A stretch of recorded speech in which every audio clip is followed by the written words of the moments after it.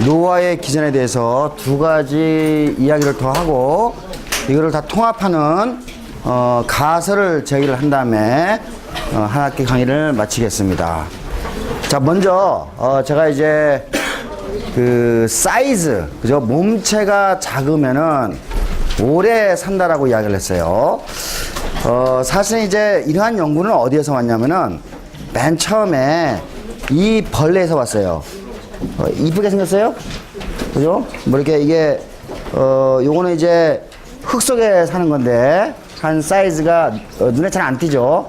한 1mm 정도 돼요. 굉장히 작은 사이즈인데 요거는 이제 모두 한 1200개의 세포로 구성이 되어 있고 우리가 이제 과학자들이 이 벌레의 세포들이 알 하나에서 시작해서 2개, 4개, 8개 이렇게 쭉쭉 갈 때 이게 이제 어떠한 그죠 세포가 생시세포가 되고 어떠한 세포가 근육세포가 되고 어떠한 세포가 뭐 이제 뭐 이런 장기가 되는 것을 이렇게 지도를 다 그 운명지도를 가지고 있어요. 예.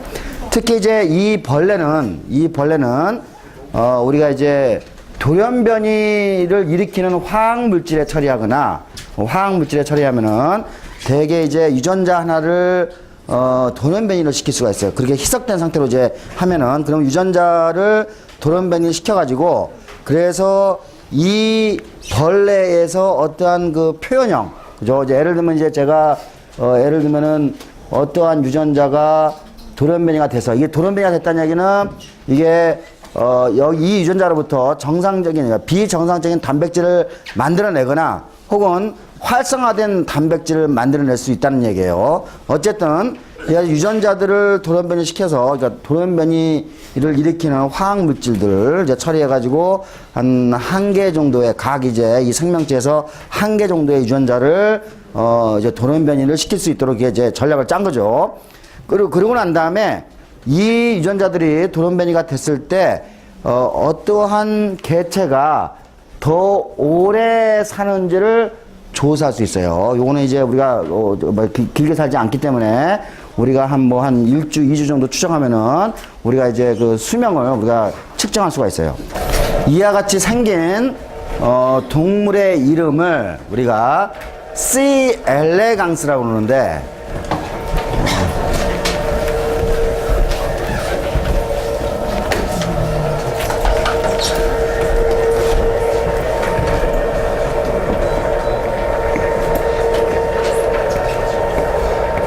엘레강스가 우아하다는 뜻이죠. 그래서 이제 요거를 이제 우리나라 국내 과학자들이 저 C. 엘레강스를 공부하는 사람끼리 이제 매년 미팅을 이제 하는데 이제 이 사람들이 모여가지고 담합을 했어요. 요 동물 이름을 좀 이쁘게 짓자 그래가지고 예쁜 꼬마 선충이라고 이름을 졌어요.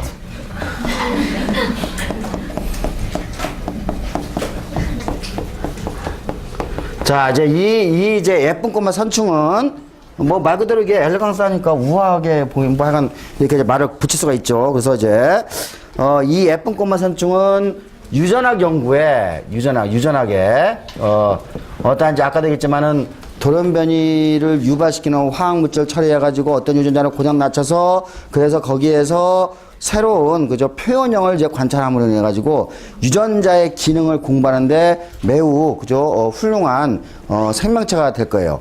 자, 예를 들면은 우리가 이제 여러 생명체들을 과학자들이 공부하는데 세균, 그죠? 우리가 대장균은 이제 굉장히 이제 과학자들이 좋아하죠. 대장균은 그다음에 효모는 이제 우리가 그 빵이나 우리가 뭐죠? 그 술을 만드는 그런 효모. 그 다음에 예쁜 꼬마 선충, 초파리,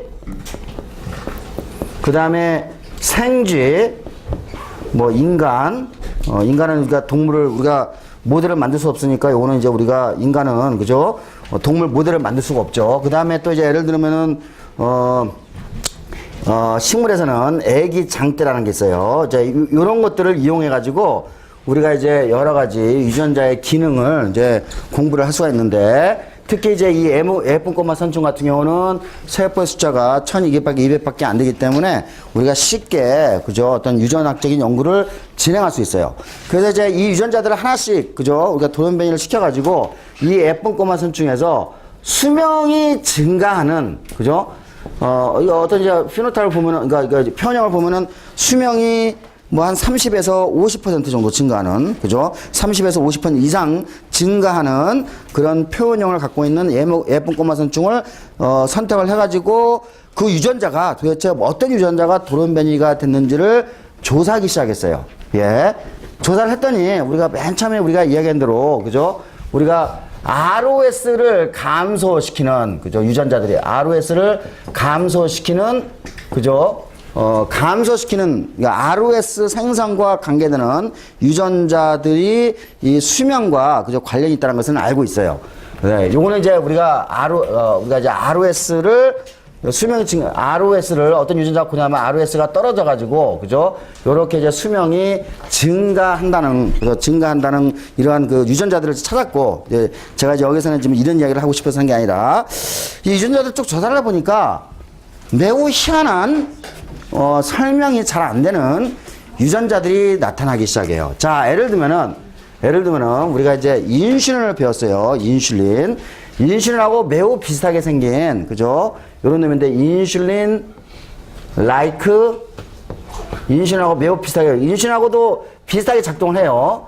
그로스 팩터, 그러니까 인슐린과 같이 인슐린 유사 성장 인자가 있는데, 요걸 우리가 이제 IGF라고 그래요. 요거는 이제 인슐린하고 비슷하게 작동하는 거라 생각하시면 될 것 같아요. 그래서 이제 여기서 이제 예쁜 꼬마 선충에서 어떠한 유전자가 돌연변이가 되면은 요게 수명이 증가하는지를 살펴봤더니, 재밌게도, 그러니까 굉장히 당혹스럽게도 IGF 수용체, 그죠? IGF 수용체가 돌연변이가 되면은 이게 오래 살아요. 돌연변이가 되면은. 그 다음에 또 그 밑에 뭐 이렇게 쭉 보니까 요 IGF 신호전달하고 이제 연결돼가지고 나중에 이제 보겠지만은 폭소라는 유전자가 있는데, 폭소가 또 돌연변이가 되면은 매우 오래 사는 것을 알 수가 있었어요. 자, 요거는 이제 이따가 설명하지만 요거는 이제 이 IGF가 오게 되면 IGF 수용체가 활성화되고, 그래서 이제 좀 복잡한 과정을 통해 가지고 폭스라는 유전자가 이제 영향을 받는데, 요거는 그러니까 IGF 신호 전달, 결국은 IGF 혹은 인슐린 신호 전달에 관계되는 단백질, 관계되는 유전자가 돌연변이가 되면은 오래 사는 것을 알게 됐어요. 자, 그러면은 요거는 이제 예쁜 꼬마 선충에서 했으니까 요거를 IGF라는 놈이 도대체 사람한테는 어떻게 작동하는지를 잠깐 요걸 한번 보죠. 우리가 이제 이미 인슐린을 배웠기 때문에 인슐린하고 비슷하게 가요, 요거는. 자, 우리가 이제 세포예요. 자, 우리가 이제 근본적으로 우리가 이제 뇌에는 뇌하수체가 있는데, 여러분이 이제 청소년기에는 뇌하수체에서 뭐가 많이 나오냐면은 성장 호르몬이 많이 나와요. 성장 호르몬은 이제 요거는 이제 그로스 호르몬이라고 그러겠죠. 그로스 호르몬이 이제 많이 나오고, 그러면 이제 이 성장 호르몬은 간에서 이 성장 호르몬에 대한 수용체가 있고, 그러면 신호 전달에 뚜루루 가가지고 여기 간에서 뭐를 많이 만들었냐면은 IGF라는, 그죠? IGF라는, 여기 봤죠? 여기 이 IGF라는 요것도 이제 호르몬을 분비하게 돼요. 요게. 그러면 IGF는 자, 근육이라든지 뼈라든지 여러 장기에 작동을 해가지고 요것이 요 장기에 작동해서 이 세포의 증식, 그죠? 세포의 증식, 그러니까 세포 숫자가 증가하는 거죠. 세포 숫자가 증가하게 되고, 그러면은 요게 이제 장기가, 그죠? 장기가 사이즈가, 장기 크기가, 근육 크기가, 뼈 크기가, 그죠? 장기의 크기가 커지게 되는 거죠. 그렇죠. 자, 이제 우리가 이와 같이 다시 정리하면은 우리 뇌가 청소년기에, 그죠? 청소년기에 뇌하수체, 뇌의 일부분의 뇌하수체에서 성장 호르몬이 나오고, 이 성장 호르몬은 피를 통해서 쭉 가서 간에 작동을 해서 우리가 IGF라는 또 호르몬을 만들죠. 그러면 IGF라는 호르몬이 이제 혈액속에 동원이 되다가 우리 모든 장기, 그죠? 예를 들면 가장 중요한 근육이라든지 뼈라든지 그런 데 작동해서 이 근육과 뼈의 세포를 숫자를 증가시키고 그러면은 이 장기들의 크기가 증가하게 되는 거예요. 그러니까 여기 말 그대로, 그죠? 성장 호르몬이 없으면 어떻게 되겠죠? IGF가 안 나오고 그런 세포가 증식이 안 되고 근육이나 뼈의 숫자가 작은 사이즈가 되겠죠. 그래서 실제로 여러분이 우리 저기 뭐죠? 옛날 씨름 선수 최홍만, 그죠? 최홍만 선수 같은 경우는 키가 얼마죠? 한 2m 10이 넘어가죠. 최홍만 선수는 아마도 본인은 이제 이야기를 안 하는데 이 친구는 거인증 증상을 보이는 것 같아요. 이게 자이겐티즘이라고 그러는데. 자, 이게 자이겐티즘이란 건 뭐냐면은 요 성장 호르몬이 엄청나게 많이 나오는 사람이에요. 그래가지고 성장 호르몬이 나오면 이제 특히 말단 부분이 막 성장이 돼가지고 말단 부분이 그러니까 이 턱 같은 것도 뭉퉁하게 되고 이 손도 뭉퉁하게 되고 뭐 말단 부분이 이렇게 뭉퉁뭉퉁하게 되는데 실제 처음만 이게 사진을 보면은 약간 좀 그런 증상을 보이는 것 같아요. 예. 그래서 이제 이와 같이 IGF는 그저 몸 크기를 증가시키는 것을 알 수가 있어요. 거꾸로 성장 호르몬이 적게 분비가 되거나 혹은 성장 호르몬의 수용체가 제대로 작동을 하지 않으면은 그러면 IGF가 안 나오겠죠. 자, 이런 사람 같은 경우는 난쟁이증이 생겨요. 난쟁이증. 이거는 이제 도르피즘이라고 하는데, 자, 난쟁이증이 생겨요. 자, 이 난쟁이증 같은 경우에는 우리가 난쟁이증을 치료하는 거죠. 우리가 난쟁이증 치료하기 위해서는 어렸을 때 성장 호르몬을 주사를 이제 하면 되겠죠. 그래서 이제 이와 같이 이 성장 호르몬, 그 다음에 이 IGF가 결국은 몸체의 크기를 조절한다는 것을 우리가 과학자들이 이제 오랫동안 공부를 해서 잘 알고 있어요. 이 신호전달도 잘 알고 있고. 그래서 이제 IGF, 이제 뭐 이렇게 여기서 이제 이 IGF가 결국은 이제 중간에 이런 역할을 하기 때문에 IGF 신호전달을 잠깐 한번 살펴보죠. IGF는 이제 이렇게 IGF가 이제 호르몬이 오게 되면은, 그러면은 IGF 수용체, 그죠? IGF, 요 리셉터의 약자가, 그죠? 리셉터의 약자를 R로 썼어요. IGF 리셉터가 활성화돼요. 우리가 요거는 인슐린 리셉터가 활성화하던 거랑 똑같이 이렇게 그런 방향으로 가요. 그러면은, 자, 이 밑에 있는, 우리 이미 배웠어요. 이 밑에 있는 인슐린, 그죠? 리셉터, 서브스트레이트한 놈이 활성화돼요.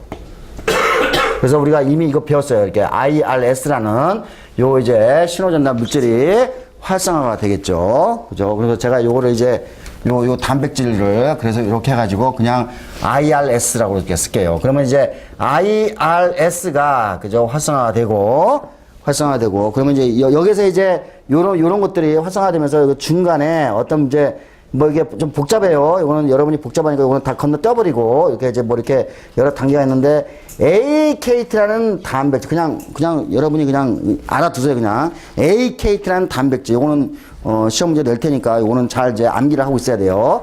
AKT라는 신호전달 물질이 활성화가 되고 그러면 이제 이 AKT가 또 이제 복잡하게 작동해가지고 세포의 증식, 그죠? 세포의 증식과, 그 다음에 세포 숫자를 늘리는 거죠. 그 다음에 세포의 크기를 증가시켜요. 예. 그래서 우리가 요 신호전달은 요 IGF부터 시작해가지고 IGF 수용체, IRS, AKT, 그래가지고 요걸 이제 가가지고 세포 분열을 시키고, 그 다음에 세포를 크기를 증가시킨다는 것이 우리가 이제 잘 알려져 있어요. 이게. 자, 그런데 이 AKT라는 놈은 또 한쪽에서는 요거는 이제 항상 제가 요거는 활성이죠. 요거는 화살표는 활성이고 요거는 억제라고 표현했죠. 항상 억제라고 했는데 요 AKT라는 놈은 폭소라는 전사인자가 있는데 폭소 요건 전사인자 그죠? 이게 핵에 들어가 가지고 어떠한 특정한 유전자를 키게 하는 거예요. 폭스라는 전사인자를 억제시켜요. 자, 그런데 이 폭스라는 놈은, 폭스라는 이제, 이게 이 폭스가 핵 안에, 여기 핵이에요, 핵 안에 들어가가지고 어떤 특정한 유전자, 요거 이제 유전자가 활성화되면 내가 이렇게 표시를 해요. 이 폭스란 게 핵 안에 들어가가지고 이 핵 안에 들어가가지고 어떤 특정한 유전자들을 키게 되는데 이 유전자들이 뭐냐면은 우리가 배웠어요 이미. O2 마이너스가 생기면은 자 O2하고 전자하고 만나게 되면은 O2 마이너스가 생기죠.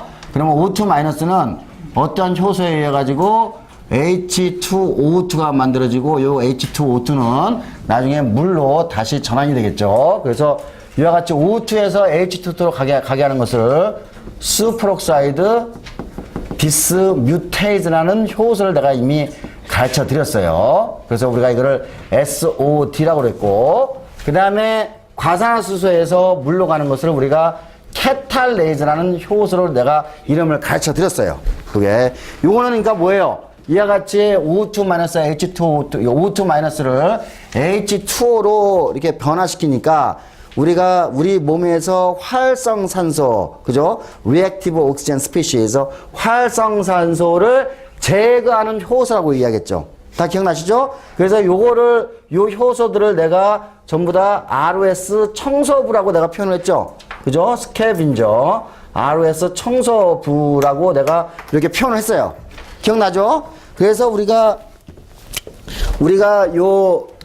캐탈레이즈를 과량 발현시킨 G 같은 경우는 오래 산다고 그랬어요. 캐탈레이즈를 과량 발현시키면은 ROS가 적어지게 되고, 그래서 우리가 오래 사는, 그죠?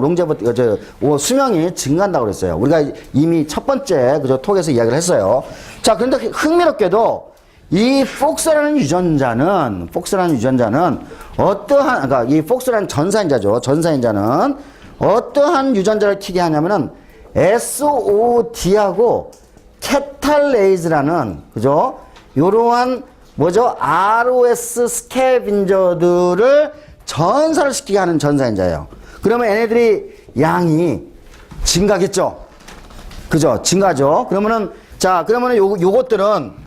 요것들은 결국 우리 몸속에 있는 ROS를 떨어뜨리고, 그죠? 활성산소를 떨어뜨리고, 그러면은 활성산소가 적게 되니까 어떻게 됐어요? 우리가 활성산소가 적게 되면은 롱제버티가 증가하는 거죠. 그러니까 요거는 다시 말해서 이렇게 ROS가 그렇지. 이렇게 하면은 롱제버티가 증가하게 되는 거죠. 그러니까 다시 보면은 자, 우리가 IGF가 많이 있으면은 여러분 인슐린도 마찬가지예요. 인슐린도 똑같은 건데 인슐린이나 혹은 이제 인슐린은 요거 이제 IGF 대신에 인슐린 리셉터가 되겠죠. 인슐린 리셉터, 그죠? 자, 요 IGF나 인슐린이 많게 되면은 요렇게 가서 폭소를 억제시키죠. 그러면은 SOD하고 캐탈라이즈가 안 나오죠. 그죠? 그러면 ROS가 증가하죠. 그럼 롱제버티가 짧아지게 되는 거죠. 맞아요? 자, 마이너스 곱하기 플러스는 뭐라고? 마이너스 곱하기 플러스 곱하기 플러스는 마이너스. 그죠? 맞죠? 자, 여기 이제 이게 마이너스잖아요. 그러니까 여러분이 봐요. 우리가 여기에서 이제 우리가 여기서 C의 엘레강스, 그죠? 예쁜 꽃만 선충해서 인슐린 신호전달이 돌연변이가 됐어. 예를 들면 이제 이 IGF 리셉터 같은 게 돌연변이가 되면 이거는 이제 억제가 되는, 그죠? 이게 이제 기능을 못하는 놈이에요. 폭소 같은 경우는 이게 이제 활성화가 되는 거예요. 이게 이제 돌연변이가 되면은 이게 C 엘레강스, 이제 예쁜 꽃만 선충에서는. 그러니까 예쁜 꽃만 선충에서 IGF 수용체가 고장 나면은 인슐린 수용체가 고장 나면 우리가 당뇨병이 생겨야 되는데, 그죠? 당뇨병이 생기는 대신에 뭐가 됐다고? 오히려 오래 산다고 그랬죠. 그죠? 그런데 이것이 결국은 요게 이제 나중에 이제 보니까 요게 신호 전달이 쭉쭉쭉 가가지고 요게 요렇게 억제가 되는 거죠. 요게. 자, 폭소가 돌연변이가 되면은 활성화된 폼으로 돌연변이가 되는 거예요. 여기서는.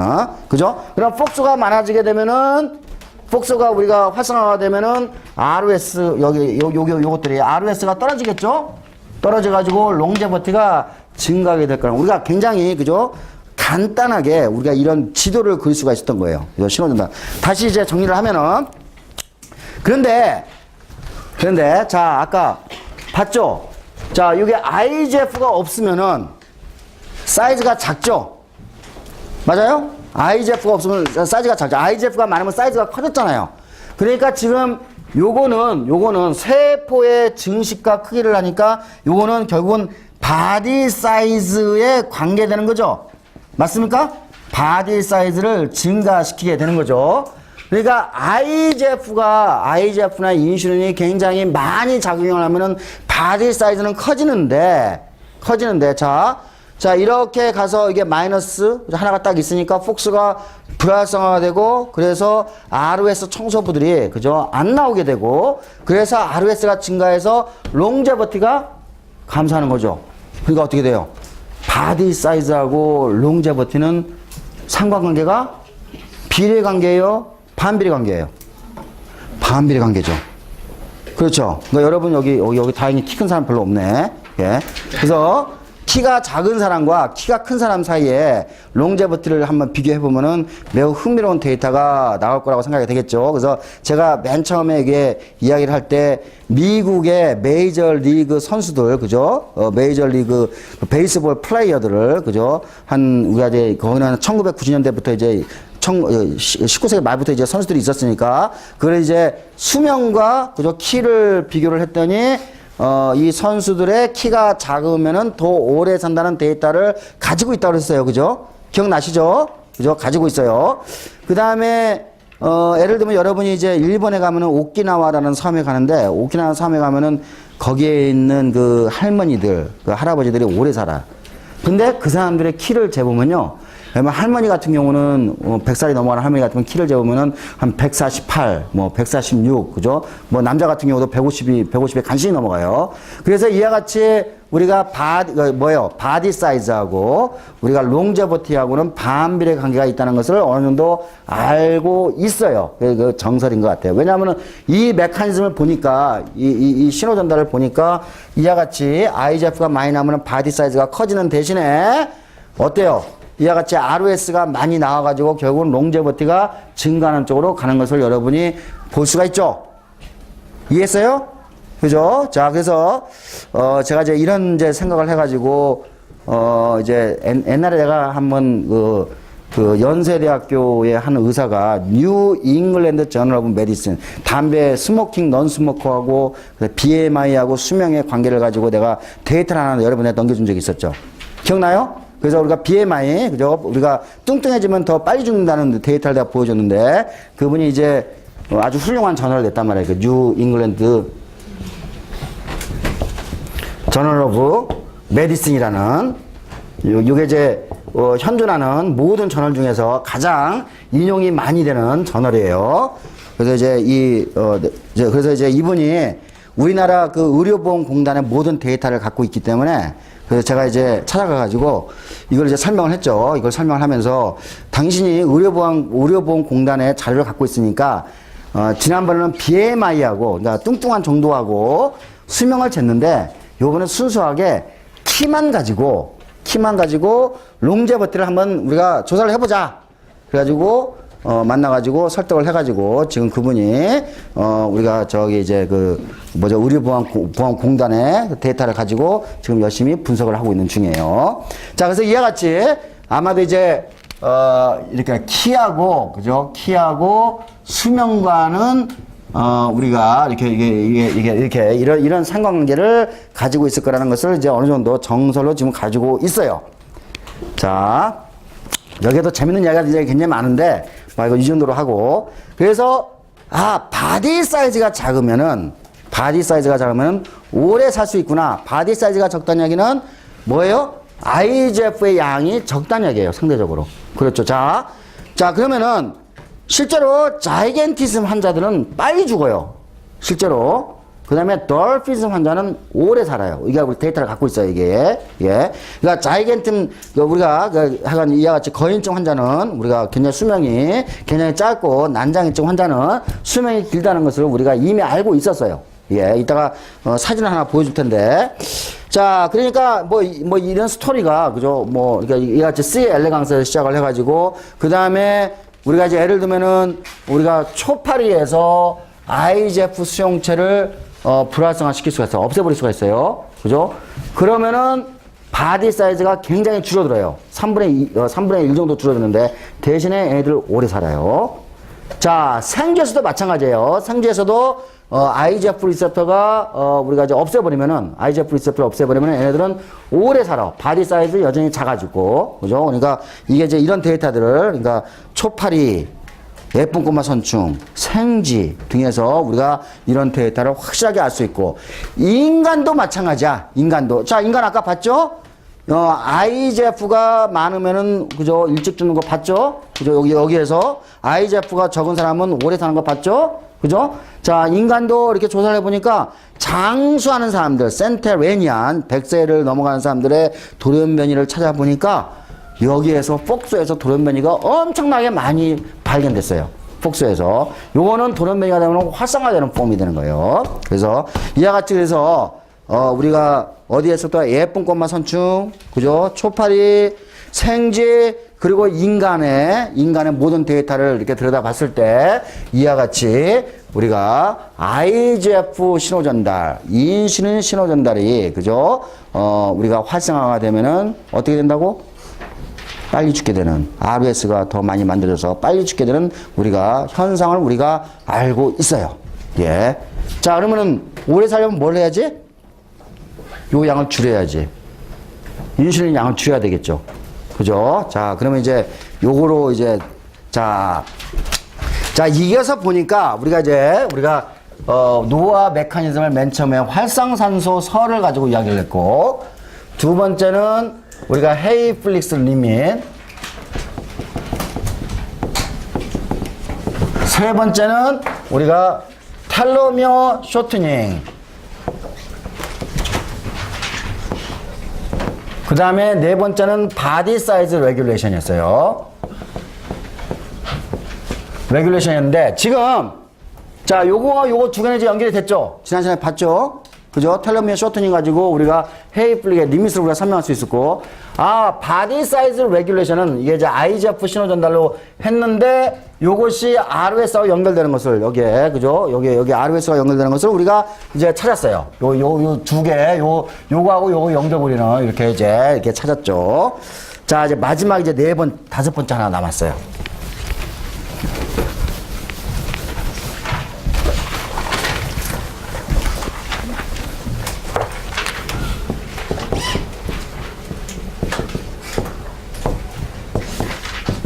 시기 제한이에요. 시기 제한.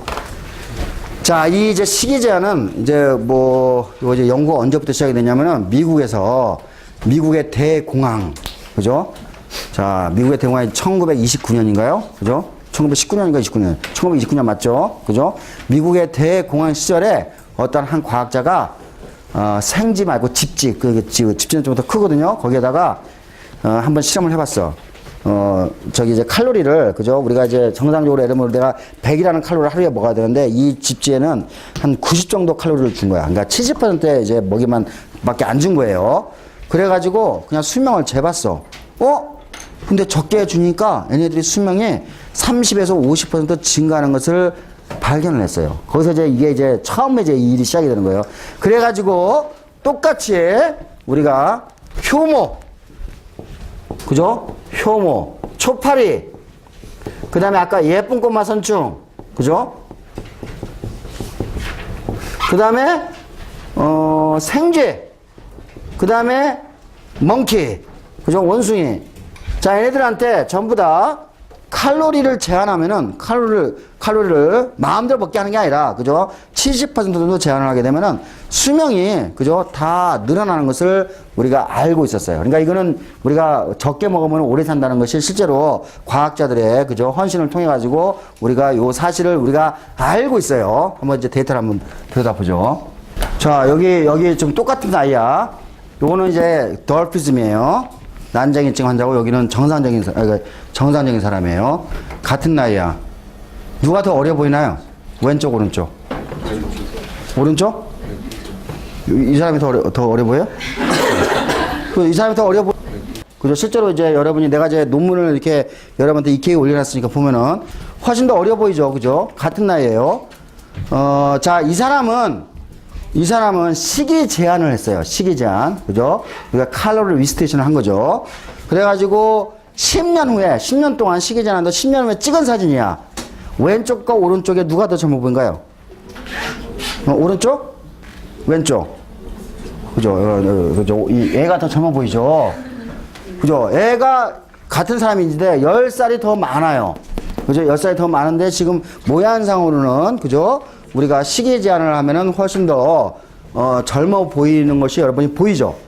그렇죠? 그래서 이와 같이 시기 제한을 하게 되면은, 그 다음에, 아까 이제, 시기 제한, 나중에 이제 이야기하고, 아까 이제, 이런, 그죠? 우리가, 뇌하수체에서 성장 호르몬이 나오고, 성장 호르몬에서, 그죠? 성장 호르몬 수용체, 그러면 간에서 IGF-1이 나오고, IGF-1 리셉터를 통해가지고, 아이레선이 액티베이션이 되고, AKT가 액티베이션이 돼가지고, 나중에 폭스라는 것을 억제시킨다고 그랬어요. 그죠? 근데 이 폭스라는 것은 ROS 청소부를, 그죠? 활성화시킨다고 그랬어요. 그래서 이게 실제로 우리가 이 쥐에서, 그죠? 우리가 요런 유전자들을 다 하나씩 우리가 없애버렸어요. 유전자를. 없앴더니, 다 오래 살고, 그러니까 사이즈 작아지고 오래 살고 하는 것을 우리가 다 볼 수가 있었단 말이에요. 그죠? 자, 근데 사람은, 우리가 실제로 사람은 유전자가 없으면 안 되잖아. 오래 사는 사람들의 유전자를, 오래 사는 사람들에서 유전자를 꺼내가지고 이렇게 어떤 유전자가 문제가 있는지 봤더니, 아까 봤죠? 우리가 돌피즘, 그죠? 난쟁이증 환자 같은 경우는 오래 산단 말이야. 성장 호르몬이 발현이 안 되는 거예요. 그죠? 그 다음에 여기 보니까 IGF 수용체가 돌연변이가 되면은, 그죠? 오래 산단 말이야. 그죠? 요거는 이제 불활성화 되는 거죠. 그 다음에, 이 백세인 중에서 가장 많이 돌연변이가 나온 게 어디라고? 폭스라는 유전자란 말이야. 그죠? 폭스라는 유전자는 오늘 이제 돌연변이가 되면 활성화가 되는 놈이에요. 그죠? 그러니까 이와 같이, 유전적으로, 그죠? 이와 같이 IGF 신호 전달이, IGF 신호 전달이 문제가 되면은 오래 산다는 것을 알 수가 있죠. 자, 칼로리 리스트레이션 한번 봅시다. 적게 먹이는 거지. 효모. 자, 다이어트리 리스트릭션. 그죠? 칼로리 리스트릭션 하니까 몇 배 더 오래 살아요? 3배. 그죠? 자, 아까 예쁜 꼬마 선충. 2배에서 3배 더 오래 살죠? 그렇죠? 그 다음에 초파리. 2배 더 오래 살죠? 그죠? 자, 마이스. 그죠? 생쥐. 30에서 50% 오래 살아요. 멍키. 지금 진행 중인데, 여기 논란이 좀 있어요. 논란이 있긴 하지만은, 하여간 진행 중인데, 병에 잘 안 걸려. 얘네들은. 이따 데이터 하나 보여드릴게요. 인간. 아직 테스트 하지 않았겠죠. 아까 그 사진이 지금 자기 스스로가 테스트하는 중이겠죠. 자, 이와 같이, 시기 제한을 하면은 오래 사는 것을 이제 우리가 알 수 있는데, 요거는 이제 언제 2009년도에 이제 사이언스에 나온 이제 논문인데, 자, 칼로리를 제한하면은, 그죠? 이 리수스 멍키에서 뭐예요? 병이 시작되는 것이 딜레이 되고, 그죠? 모탈리티가 딜레이 되는 것을 우리가 볼 수 있다는 거죠. 그런 말이. 타이틀 딱 보니까 어때요? 칼로리 리스트레이션 하면은 수명을 증가시킬 수 있다는 것을 보고 있죠? 그렇죠? 그래서 실제로 보면은, 누가 더 젊어 보이나? 왼쪽, 오른쪽. 일단 요거 위에는 사진 놔도, 얘가 더 젊어 보여요? 그죠? 원판을 보면 애가 더 젊어 보여. 요거 털 봐요, 털. 그죠? 자, 칼로리 리스트레이션 한 놈이 털이 훨씬 더 많죠? 얘네들은 이거 대머리 되고, 그죠? 털 다 빠지고, 그죠? 늙는데 얘는 지금 아직까지 같은 나이에요. 그죠? 칼로리 리스트레이션 하면은 이와 같이, 그죠? 털도 여전히 많이 있고, 얼굴도 실제로 젊어 보여요. 그래서 실제로 이와 같이 우리가 나이별로 원숭이 한 30년, 지금 30년 이상 한 거예요. 그죠? 자, 생존율을 봤어요. 생존율을. 자, 그랬더니 요거는 정상적으로 먹는 새는 한 반 정도 죽었어요, 이미. 그죠? 50%. 근데 어때요? 시기 제한을 하니까 아직까지 80%가 살아있죠. 맞아요? 자, 그 다음에, 나이별로 또, 이거는 뭐야? 요 데이터는 질환, 그러니까 병원균의, 그러니까 전염병에 의해서 죽은 데이터는 다 빼고, 우리가 이제 노화가 돼가지고, 그러니까 예를 들면 심장마비라든지 뇌졸중이라든지, 그죠? 그런, 우리가, 그런 것들 데이터만 모았을 때는 이와 같이 더 오래 사는 것을 우리가 볼 수가 있어요. 그리고 실제로, 이와 같이 전염병까지 다 포함해가지고 해도 여전히 A에 비해서 훨씬 더 오래 살고 있죠. 그죠?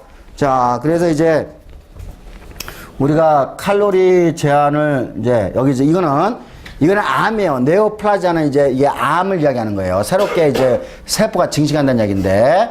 자, 요거는 이제 칼로리 리스트레이션 하는 거고, 자, 이거는 정상이죠. 여기에 보면은 암이, 그죠? 정상에서 이렇게 하나, 둘, 셋, 넷, 다, 일곱, 여덟 마리가 생겼죠. 그죠? 나이별로 해가지고. 근데 여기서는 하나, 둘, 셋, 네 마리밖에 안 생겼죠. 그렇죠? 그 다음에, 자, 심혈관 질환. 우리가 배웠죠, 이미. 동맥경화를 통해가지고, 우리가 심장 마비와 뇌졸중이 생기는 현상을 봤더니 여기는 한 마리, 두 마리, 세 마리, 네 마리가 생겼는데 얘는 두 마리밖에 안 생겼어요. 그죠? 그 다음에 요거는 이제 인슐린 신호 전달에 관계되는 거예요. 당뇨병, 그러니까 글루코 레귤러토리니까, 그죠? 우리가 포도당을 조절하는 것에서 이상이 생겼다는 얘기죠. 그러니까 당뇨를 조사했더니 컨트롤은 당뇨가 지금 많이 생겼죠. 근데 얘는 지금 멀쩡하죠. 하나도 안 생겼죠. 그렇죠? 자, 그래서 이와 같이 게다가 이제 또 뒤에 데이터를 보면 뇌까지 찍었는데 뇌도 쌩쌩해. 예, 뇌도 펑셔널 MR 해가지고 찍어봤더니 뇌도 쌩쌩해요. 그래서 이와 같이 칼로리 제한을 하게 되면은 우리가 오래 산다는 것을 우리가 이제 이런 데이터를 통해서 알 수가 있어요. 맞는 것 같아요. 예, 그래서 우리가 여러분이 소식을 하게 되면은 오래 산다라는 것을 우리가 이런 데이터에서 우리가 확인할 수가 있는 거죠. 자, 그런데 도대체 칼로리 제한을 하게 되면은 왜 오래 살까라는 질문을 던지겠죠. 이제 과학자들은 칼로리 제한에 의해서 어떤 단백질이 영향을 받을까라는 질문을 던지게 됐죠. 자, 그거는 굉장히 이제 뭐 이게 이야기를 하려면은 뭐 한 시간에 더 강의가 필요한데 그냥 우리가 효모에서 이 발견한 거는 다 건너뛰고 결론만 이야기를 해 드리겠습니다. 식이 제한을 해요. 칼로리 제한을 해. 자, 그럼 요거 이야기는 뭐냐면은 어쨌든 간에 포도당의 농도가 떨어지는 거죠. 그죠? 우리 몸 안에 들어가 있는 포도당 절대량이 떨어지게 되는 거예요.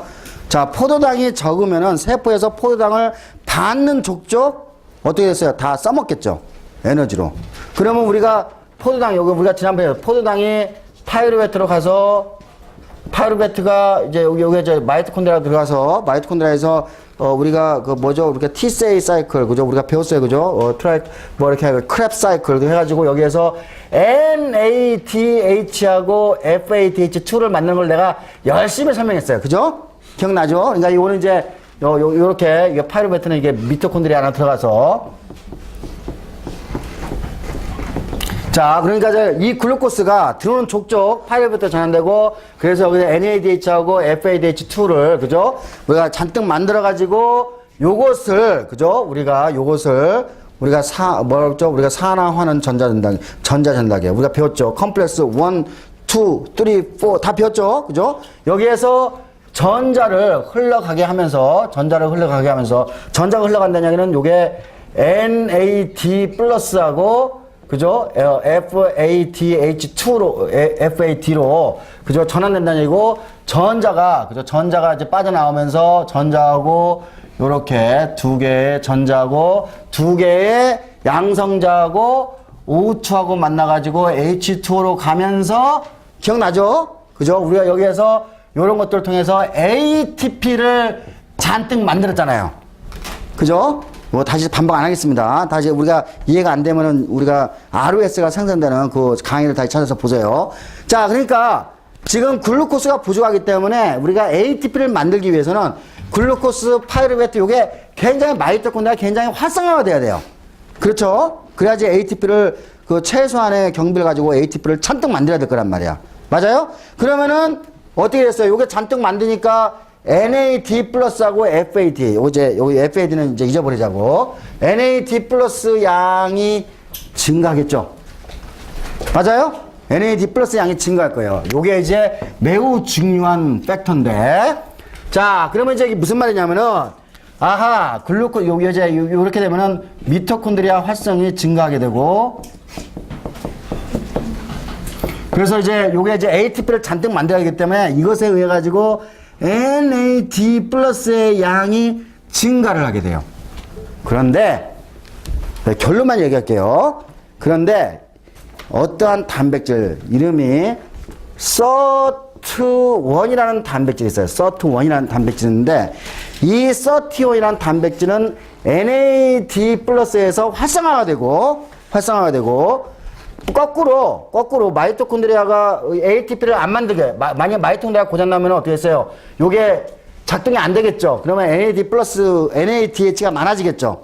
그러면은 NADH가 많을 수 있을 경우에는 31이 억제가 돼요.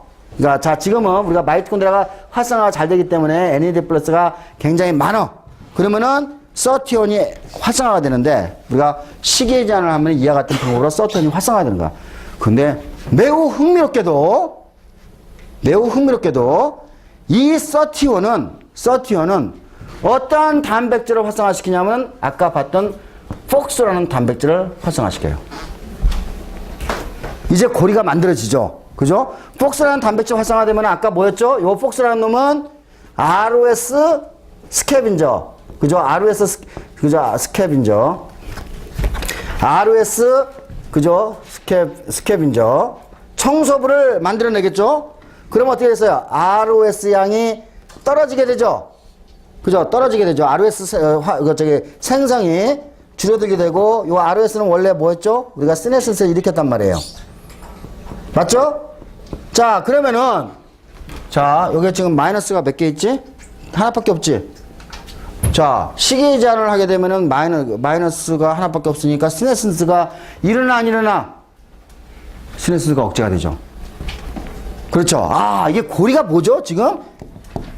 폭소. 그죠? 또 고리가 뭐지? 31. 아까 이제 없었던 거죠. 31과 폭소가, 그죠? 폭소가 키포인트예요, 여기서. 키포인트예요. 이제 31은 폭소를 활성화시켜서 결국은 이와 같이 시네신스를 억제시킨다라는 것을 우리가 과학자들이, 그죠? 연구를 해가지고 이 기전을 우리가 밝혀냈어요. 자, 그러면은, 자, 칼로리 제한과, 그죠? 바디 사이즈와 어떤 고리가 있죠? 아까 바디 사이즈 봤잖아요. 아까 바디 사이즈는 IGF가 있고, 혹은 인슐린이에요. 인슐린. 그죠? 그러면 여기서 수용체가 작동하고, 그러면 여기서 IRS가 액티베이션 되고, 아까 AKT가 활성화가 되고, 요거를 이렇게 억제시킨다고 그랬죠? 자, 여러분이 봐요. 식이 제한하면 글루코스 양이 줄어들죠? 글루코스 양이 줄어들면은 인슐린 양이 증가하겠어요? 감소하겠어요? 인슐린 분비가 적어지죠. 그죠? 그러면은, 자, 식이 제한을 하면은, 그죠? 식이 제한을 하면은, 인슐린의 분비가, 그죠? 이거 인슐린 분비라고 합시다. 분비가, 그죠? 인슐린 분비가 억제가 되겠죠. 줄어들어요, 실제로. 실제로 줄어들어요. 그러면 인슐린 분비가 억제, 인슐린, 요걸 억제시키는 거죠, 결국. 인슐린 양이 떨어지게 되는 거죠. 그렇죠. 자, 그러니까 식이 제한을 하면은, 요렇게도 가지만, 여기는 이제 마이너스 곱하기 마이너스 곱하기 마이너스는 뭐죠? 플러스죠. 그죠? 식이 제한을 하게 되면은 이렇게 하죠. 플러스 해가지고, 그죠? 폭소가 액티베이션 돼가지고, 아까와 똑같이 뭐죠? 시네신스를, 그죠? 억제시키게 되는 거죠. 맞습니까? 우리가 이런 고리를 과학자들이 다 찾아냈어요. 이런 고리를. 자, 그래서 우리가, 사이즈 레귤레이션과, 그죠? 사이즈 레귤레이션과, 그 다음에 칼로리 리스트릭션은 결국은 어디에서 만나죠? 어디에서? 폭소에서 만나죠. 그렇죠. 그 폭소가 ROS 스캐빈저, ROS 청소부들을 잔뜩 만들게 하니까 ROS 스캐빈저, 그러니까 ROS를 청소하는 데 쓰게 되는 거죠. 맞죠?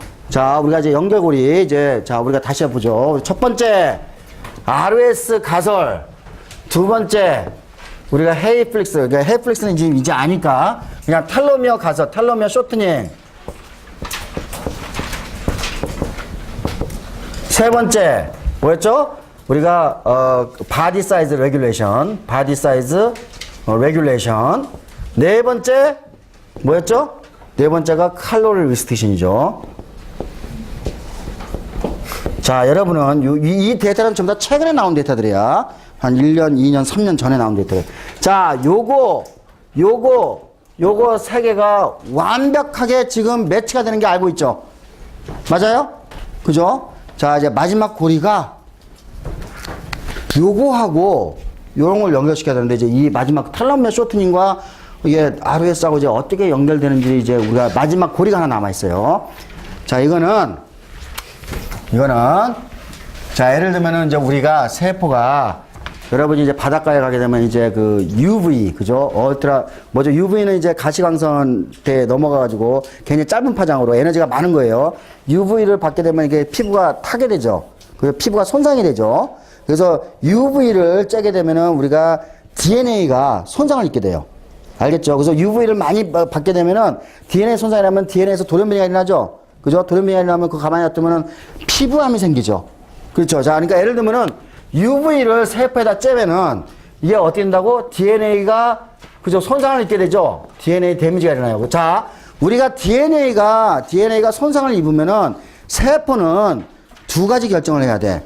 DNA를, 기다렸다가 DNA를 다시 복구를, 그러니까 DNA 데미지 받은 것을 DNA 수선을 통해 가지고, 그죠? 완전히 원상대로 돌리거나 아니면 DNA가 너무 많이 손상이 되면은, 그죠? 세포 분열하면 돌연변이가 계속 가기 때문에 안 되잖아요. 그죠? 그러니까 아니면 죽거나 그 두 가지 스텝 중에 하나를 결정을 해야 되겠죠. 그렇죠? 이해하셨죠? 우리가 이제 여기에다가 UV를 쬐게 되면 이 피부세포는, 그죠? 피부세포에 있는 DNA가 막 망가진단 말이야. 근데 우리가 UV가 좀 덜 쬐면은 이 DNA는 우리가 이 손상된 걸 다시 복구하는 시스템을 갖고 있어요. 그러니까 DNA를 복구해가지고, 그죠? 기다리거나, 그러니까 복구하기 위해서 기다리거나 하는 DNA가 너무 데미지가 많으니까, DNA 손상이 많으니까 자기 스스로가 죽어버리는 거야. 세포 자살을 시켜요. 자, 그러니까 이런 경우에는 그래서 어떤 단백질이 관여를 하면 P53이라는 단백질이 관여를 하는데, 자, DNA가 이와 같이 손상이 되면은 P53 단백질이 무진장 발림이 많이 돼요. 이것도 그냥 이렇게 여러분 요거는 요 단백질이 없으면 암이 돼요. 그래서 실제로 여러분이 암 환자의 50%는 이 단백질이 고장 나 있어요. 그러면 이제 이 단백질이 올라가게 되면은 요거는 세포 자살을 시키거나 아니면은 그 세포 분열을, 그죠? 잠깐 억제를 시켜요. 세포 분열을 억제시키고 DNA가, 그죠? 손상될 때까지 기다리게 하는 역할을 하는 거예요. 이해하셨죠? 자, 이 P53 단백질은 우리가 DNA가 여러 가지 뭐 이렇게 화학 물질이라든지 UV 같은 것에 의해서 손상이 되면은 P53 단백질이 나와가지고 세포 자살을 시키거나 DNA가 충분히 회복될 때까지 세포 분열을 억제시켜요. 이해했죠? 자, 만약에 P53 단백질이 없으면 어떻게 되죠? DNA가 데미지 된 상태로 세포 자살 안 일어나죠? 그죠? 그러면 DNA가 손상된 상태로 이거 못 기다리죠? DNA가 손상된 상태로 딸세포로 돌연변이체를 계속 넘기죠? 그죠? 돌연변이가 축적이 되면 뭐가 된다고? 암이 되는 거예요. 그렇죠? 그러니까 P53은 그래서, 그죠? P53은 이 단백질의 기능을 잃어버리면 암이 돼요. 그죠? 자, 이와 같이 P53이라는 단백질은, 그죠? 이와 같이 우리가 세포 자살을 유도하거나 혹은 세포 분열을 억제시키는 역할을 하는 매우 중요한 단백질이에요. 그런데 한국 사람이 뭐를 발견했냐면은 P53이 아까 세포 자살과 세포 분열에 관계되는 건데 P53을, 그죠? 과량 발현시키면은 노화가 안 된다는 것을 발견했어요. 지금 우리가 한 10년 전에 발견했어요. 예. 자, 요거는 이제 한국에서 한 작품이에요. 이게. 자, 그러면은, 자, 요건 이제 아까, 요걸 딱 보면서 이제 뭐 어떠냐면, 텔로미어가 짧아져. 우리가 이제 교수에 이제 세포 분열을 하게 되면은, 텔로미어가 짧아져. 이 짧아지게 되면은, 요거를 어떻게 읽냐면은, 요거를 DNA가, 그죠? 손상된 걸로 읽어요, 세포는. 알겠죠? 그러면은 P53이 올라가게 되고, 이제 여기에서 이제 올라가는 방법 중에 여기 P53이면 세포 자살이 일어나거나, 여기 이제 세포의 분열을 억제시키는, 그죠? 요렇게 이제 잠깐 동안 세포 분열을 억제시키는 효과가 있는데, 그 중에 하나가 요게 P53이 많아지게 되면은, 노화를 촉진시키네요. 노화를 촉진시킨다는 것을 알게 됐어요. 아, 그러니까 텔로미어가 짧아지게 되면 노화가 되는 현상은 P53 가지고 설명이 가능한 거예요. 예, 그렇죠? 이해하셨죠? 그런데 재밌는 건 뭐냐면은 그런데 요것도 한국 사람이 발견했어. 한국 사람이 지금 세종대학교에 있는 엄수정 박사라는 사람인데 서티온이 요거를 억제시켜요. 자, 그러면은 자, 봐요. 시기 제한을 시키면은 서티온이 활성화돼가지고 아까 이런 식으로 해가지고 시네신스를 못하겠는데 요번에는 자, 이게 텔로미어, 그러니까 세포 분열이 되면 텔로미어 쇼팅이 일어나는데 이때 P53을 억제시켜봐요. 시네신스가 어떻게 되죠? 억제가 되죠. 그죠? 억제가 되죠. 그러니까 자, 여기서 플러스 마이너스. 그죠? 그러니까 어떻게 되죠? 마이너스 하나니까 시네스가 억제됐죠? 그죠? 여기 이렇게 따라가면은 플러스 마이너스. 그죠? 마이너스 하나죠? 마이너스가 되죠? 자, 이렇게 가는 것도 노화를 억제시키고 요렇게 가는 것도 노화를 억제시키는 거예요. 게다가 텔로미어 쇼팅에서 원래 노화가 일어나는데 P53을 막고 있으니까 시기 제한에 의해 가지고 P53을 막고 있으니까 시네시스가 안 일어나게 되죠. 이해하셨어요? 그죠? 자, 완전히 이제 여태까지 내가 3시간에 거쳐서 이야기했던 것들이 어때요? 대통합이 되는 순간을 여러분이 보고 있죠. 대통합이 됐어요. 자, 근데 이제 여기서는 이제 약간 이제 이게 P53이 어떻게 시네시스를 유발시키는가라는 이제 데이터는 아직 또 확고하게 있지만은 이제 요거는 어떻게 되냐면은 아까 봤던 여기 있네. 요렇게 지금 갈 거라고 생각을 하고 있어요. P53이 아까 SOD나 캐탈라이즈 같은 그죠? ROS 스캐빈저의 전사를 억제시키는 게 아닌가라고 생각을 하고 있어요. 그럼 이제 이해됐죠? 텔로미어 쇼트닝이 일어나면은 P53이 많아지게 되고, P53이 많아지게 되면은, 자, ROS 스캐빈저, 그죠? SOD나, 캐탈라이즈가, 그죠? 발현이 안 되고, 그럼 ROS가 증가해서 스네슨스가 일어날 거라고. 물론 요거는 우리가 조금 더 조사를 해야 되겠지만은, 그죠? 우리가 이런 데이터들을 가지고 있어요. 자, 그러니까 우리가 3시간 동안 이야기했던 것들이 지금 어때요? 대통합. 그러니까 이거는 여러분이 노화라는 현상이 더 이상 신비의 영역이 있지 않다는 것을 보여주고 있죠. 그렇죠.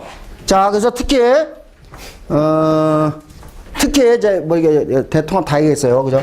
특히 요 31을 우리가 식이 제한을 안 하고 31이라는 단백질을 활성화시키는 약을 가지고 있으면은 대박 치겠죠. 그죠. 장수하는 거잖아요. 장수약. 그죠. 그죠. 자, 그러면은 이 약이 뭐냐? 이 약은 존재하고 있어요. 여러분이 프랑스 사람들이 그죠? 많이 먹어. 프랑스 사람들은 술을 마시죠. 뭘 마시지? 포도주를 마시죠. 그 적색의 포도주, 그죠? 그 적색의 포도주 안에 뭐가 있냐면은 레스베라트르라는 색소가 있어요. 레스베라트르라는 색소가 있는데 이 색소가 서티온을 이거는 포도주 안에 있는 거야. 포도주. 그러니까 이거는 이제 어디냐면 포도의 껍질에 그죠? 그 껍질이 이제 청색으로 돼 있잖아요. 그죠? 청색. 그죠? 그 파란색이죠. 그죠? 파란색의 색소가 레스베라트라는 색소인데, 그죠? 우리가 포도주 하면은 우리가 포도주 껍질하고 다 섞어가지고 포도주를 만들잖아요. 여러분이 포도를 먹을 때 껍질하고 같이 먹어야 되는데 여러분 껍질을 벗겨 먹잖아. 우리나라는. 그죠? 그거는 별로 효과가 없어요. 그죠? 레스베라토리라는 것을 실제로 우리가 세포에다 처리를 하면 서티온이 활성화되고 이 노화 현상이 억제가 된다는 것을 우리가 데이터들을 가지고 있어요. 자, 예를 들면 생제에다가 레스베라토리를 먹였어. 그죠? 레스베라토리 수수 정제해가지고 이제 생제에다가 요거를 이제 먹였어. 그랬더니 더 오래 살아. 오래 살아요. 물론 더 오래 살지 않다고 하는 데이터도 많이 있어. 그러니까 시험마다 조금씩 달라. 논쟁은 있어. 논쟁은 있지만은 그래도 어떤 데이터를 보면은 레스베라트론을 먹으면은 당뇨병도 안 생기고 더 오래 살고 건강해. 어디에서? 생쥐에서. 그죠? 그러니까 아까 식이 제한하는 거 아까 사람 봤잖아요. 10년 동안 식이 제한해가지고 봤죠. 마찬가지로 지금 한쪽에서는 자기 스스로가 레스베라트롤 알약을 먹어가지고, 그죠? 오래 살고 싶어 해서, 그죠? 레스베라트롤 스스로 먹어서 지금, 자기 스스로가 실험하고 있는 사람도 있어요. 예, 그래서 이와 같이 레스베라트롤이라는 거죠. 포도주에 있는, 근데 이제 이와 같이 이게 동물에다가 요렇게 그 서티온을, 저희 활성화시키는 레스베라트롤을 이렇게 먹으려면은, 우리가 매일 포도주를 5리터를 마셔야 돼. 그죠? 그러니까 이제 그럼 술을 마신다는 건 말이 안 되고, 그죠? 그러니까 이제 요걸 이제 우리가 알약으로 이제 이게 하는데, 뭐 아직까지는 검증이, 아까 했죠. 아까 이게 이 실험이 실험실마다 어떤 실험실은 실패하고 어떤 실험은 성공하고 이제 그런 게 좀 있기 때문에 우리가 확고하지는 않지만은 우리가 31을 활성화시키는 새로운 물질을 찾으면은 실제로 그 많은 제약회사들은 그죠? 요 31 액티베이터 활성제를 찾아가지고 지금 뭐 몇 개가 많이 이제 발굴됐어요. 그래가지고 이제 요거를 이제 동물 실험에도 써보고 이제 요걸 이제 임상에 이제 가가지고 이런 것들을 지금 이제 준비를 하고 있죠. 자, 우리가 이제 이와 같이 제가 왜 이런 강의를 했냐면은 생명과학이라는 것은, 의학이라는 것은, 그죠? 우리가 눈에 보이지 않는, 그죠? 어떠한 기라든지, 뭐, 이렇게 혼이라든지 그런 걸 다루는 게 아니에요. 그죠? 우리가 실제적으로 이와 같이 정교한, 그죠? 메커니즘을 가지고 설명하는 것이 생명과학이에요. 이해하셨죠? 자, 그래서 우리가 뇌도, 지금 이제 우리가 생명과학에 이제 뭐 많은 분이 좀 풀고 있지만 여전히 우리가 풀지 못하는 뇌 부분인데, 뇌는 여전히 우리가 좀 풀기가 힘들어요. 우리가. 왜냐면은, 뇌에서 생각의 작용이라든지 어떻게 암기를 한다든지 뭐 그런 것들이 대해서 연구를 하려면은 동물 모델이 있어야 되는데, 우리가 쥐가, 그죠, 쥐 가지고 힘들겠죠. 그죠? 그러니까, 그렇다고 사람 가지고 하는 거는 이건 넌센스고, 그죠? 그러니까, 이 뇌는 우리가 아직까지 더 많이 가야 되겠지만은, 그죠? 나머지 부분들은 아까 이 동물 모델을 통해가지고, 그죠? 우리가, 많은, 이제 뭐 거의 신비로운 영역이 이제 뇌 빼고는 거의 없지 않을까 생각이 들어요. 예, 그래서, 자, 여러분이 궁금한 이제 장수하는 방법 이제 봤죠? 뭐 하라고? 적게 먹으라고. 그죠? 근데 이제 이것도 꼭 딴지를 거는 또 과학자들이 있어요. 근데 그 딴지가 매우 강력해. 그래가지고 올해 또 이제 네이처에 또 나왔는데, 아까 멍키 봤잖아요. 그거는 성공을 했잖아요. 다른 멍키 가지고 했는데 걔는 또 실패했어. 그래가지고 하여간 근데 방향은 맞는 것 같아. 이런 방향. 이게 이제 어느 순간에 제가 가르쳤던 것이 이게 싹 아니다라고 할 수도 있어요. 특히 서티온은 좀 논란이 굉장히 많아요. 서티온은. 우리가 10년 동안 신나게 공부를 했는데, 예를 들면 재밌는 게 뭐냐면은, 같은 실험실에서 있는 스승과 제자가 막 신나게 해가지고 뭐 이렇게 이 서티온의 스토리를 다 만들었어. 근데 그 제자가 일부분이 이제 자기가 실험실을 찾아가지고, 이거 다시 조사를 해보니까 자기가 옛날에 그 박사학위 때 했던 실험이 재현이 안 되네? 그래가지고 그 반대 데이터를 또 하여간 뭐 약간 여전히 논란은 있지만은 우리가 이와 같이 이런 스토리를 가지고 지금 우리가 노화에 대한, 그죠? 기전을 우리가 풀어나가고 있어요. 그리고 이 기전을 통해 가지고 우리가 장수하는 약을 개발할 수 있을 거라고 기대를 하고 있죠. 예. 여러분, 레스베라트롤은요, 팔아요. 저기 구글 같은 데 치면은 레스베라트롤 가지고 이렇게 큰 통을 해가지고 이렇게 파니까, 여러분 혹시 오래 살고 싶으면은 레스베라트롤 가지고 한번 실험을 한번 해보세요. 예. 자, 칼로리 리스테이션은 지금 당장이라도 할 수 있고, 특히 근데 칼로리 리스테이션을 하려면은 생식기가 끝난 다음에 해야죠. 그러니까 생식 그 기간이 끝난 다음에. 그러니까 애를 다, 왜냐면은 우리가 칼로리 리스테이션 해가지고 우리가 영양 상태가 안 좋으면은, 그죠? 우리가 생식을 못 하게 되잖아요. 그죠? 그러니까 남자고 여자건 간에 하여간 우리가 생식 기간이 다 끝나고, 그러니까 애 다 낳고 한 나이 30에서 시작해도 늦지 않다는 얘기예요. 그죠? 젊었을 때는, 그죠? 열심히 잘 먹어야 돼요. 여러분은 지금 열심히 잘 먹고, 이제 결혼해가지고 애 낳고 이제 좀 여유가 있으면은, 그때 칼로리 리스테이션 시작하면은 그래도 늦지 않다는 얘기죠. 예. 자, 이제 이렇게 이제 다 끝내고.